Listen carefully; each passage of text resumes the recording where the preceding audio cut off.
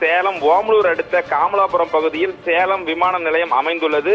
இந்த விமான நிலையத்திலிருந்து கடந்த ஒரு வருடமாக ஏர் அலைன்ஸ் நிறுவனத்தின் சார்பில் பெங்களூரு, சேலம், கொச்சின் மற்றும் கொச்சின், சேலம், பெங்களூரு விமான சேவை மற்றும் சேலம், சென்னை, சேலம் ஆகிய பகுதிகளுக்கு விமான சேவை இயக்கப்பட்டு வருகிறது.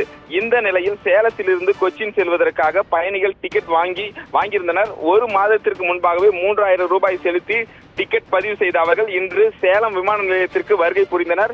மதியம் 1:40 மணி அளவில் விமானம் வருகை தந்து அதன் பிறகு 2 மணிக்கு சேலத்திலிருந்து கொச்சினுக்கு விமானம் கிளம்பும். ஆனால் விமானம் 1 மணி நேரம் கால தாமதம் என்று அறிவிக்கப்பட்டது. தொடர்ந்து 2 மணி நேரத்திற்கு மேலாக பயணிகள் காத்திருந்த நிலையில் அப்பொழுது விமானத்தில் கோளாறு ஏற்பட்டதன் காரணமாக விமான சேவை ரத்து செய்யப்பட்டது என்ற அறிவிப்பு வெளியானது. இதனை அடுத்து பல மணி நேரம் காத்திருந்த பயணிகள் 70க்கும் மேற்பட்டோர் விமான நிலைய அதிகாரிகளுடன் கடும் வாக்குவாதத்தில் ஈடுபட்டனர்.